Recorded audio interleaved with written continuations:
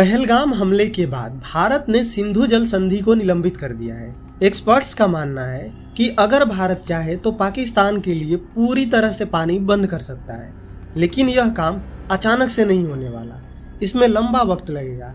तो आइए जानते हैं कि सिंधु जल संधि की पूरी कहानी क्या है।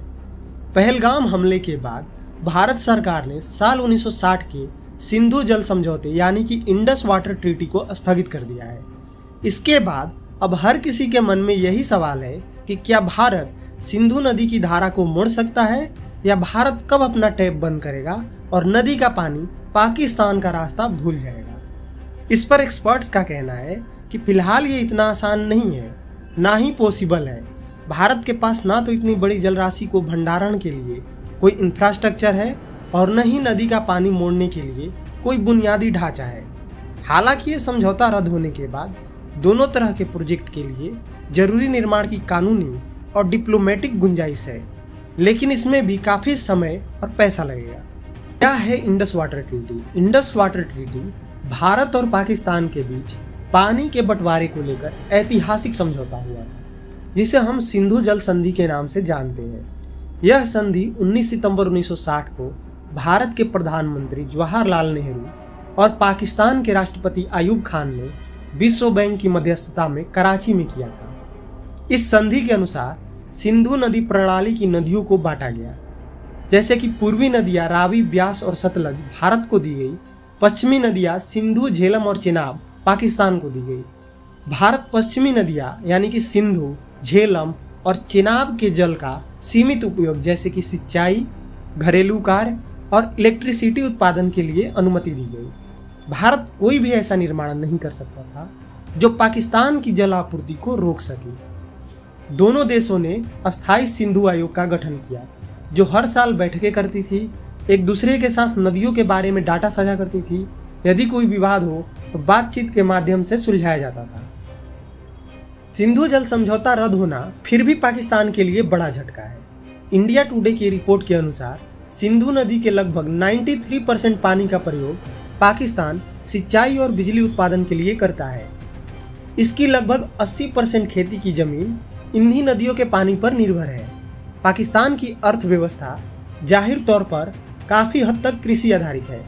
ऐसे में पाकिस्तान पीपुल्स पार्टी के प्रमुख बिलावल भुट्टो की भारत को दी गई उस धमकी से समझिए कि सिंधु नदी का पानी पाकिस्तान के अस्तित्व के लिए कितना जरूरी है, जिसमें उन्होंने कहा था कि सिंधु नदी में या तो हमारा पानी बहेगा या उनका खून बहेगा। हालांकि कुछ साल पहले भारत के प्रधानमंत्री नरेंद्र मोदी ने पाकिस्तान की आतंकवाद समर्थक नीतियों की निंदा करते हुए साफ तौर पर यह बात कही थी कि खून और पानी एक साथ नहीं बह सकते। ये पहला इशारा था जब भारत ने पाकिस्तान को आगाह किया था कि अगर आतंकवाद पर रोक नहीं लगी तो भारत इस अहम समझौते पर निर्णायक फैसला ले सकता है। आखिरकार वो समय आ गया जब भारत ने इस समझौते पर विराम लगा दिया। समझौता रोकने से पहले भारत का सिंधु रिवर सिस्टम की पूर्वी नदियों रावी, ब्यास और सतलज पर ही कंट्रोल था। पश्चिमी नदियों सिंधु, झेलम और चिनाब पर भारत के अधिकार सीमित थे। पाकिस्तान इसके 80% हिस्से पर कंट्रोल रखता था।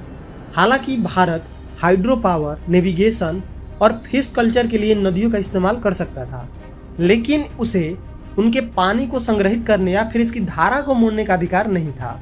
सिंधु जल संधि निलंबित करने से अब ये बाधाएं दूर हो जाएगी। भारत के लिए पश्चिमी नदियों के पानी के भंडारण और उसकी धारा मोड़कर नई परियोजनाएं बनाने का रास्ता साफ हो जाएगा। हालांकि भारत के पास फिलहाल जो हाइड्रो इंफ्रास्ट्रक्चर है, उससे ऐसा तुरंत करना संभव नहीं हो पाएगा। इसमें काफ़ी समय लगेगा। द इंडियन एक्सप्रेस ने सिंधु जल के पूर्व भारतीय आयुक्त पीके सक्सेना के हवाले से बताया कि भारत के लिए आसानी अब यह है कि पश्चिमी नदियों पर किसी भी परियोजनाओं के बारे में पाकिस्तान को सूचित नहीं करना होगा, न ही उन्हें कोई डेटा शेयर करना होगा। साथ ही पाकिस्तान के किसी भी निरीक्षण अधिकारी को भारत में दौरा करने की इजाज़त नहीं होगी। कुल मिलाकर इस फैसले से संधि के तहत दोनों देशों में परस्पर सहयोग तत्काल प्रभाव से रुक जाएगा।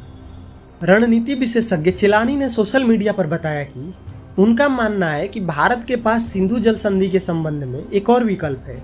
उन्होंने कहा कि भारत के पास सिंधु जल संधि, इंडस वाटर ट्रीटी IWT से कानूनी रूप से बाहर निकलने का विकल्प है।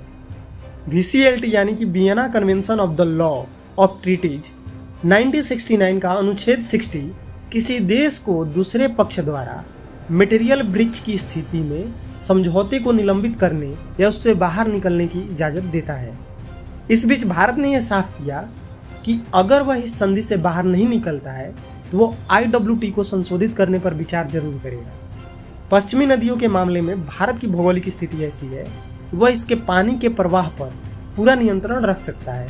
भारत इसका इस्तेमाल पाकिस्तान पर दबाव बनाने के लिए भी कर सकता है, जैसे कि बरसात के समय में नदियों में ज़्यादा पानी छोड़ने और सूखे के समय में पानी को अपने उपयोग के लिए रोक कर रखने का भारत का फैसला पाकिस्तान के लिए मुसीबत बन सकता है।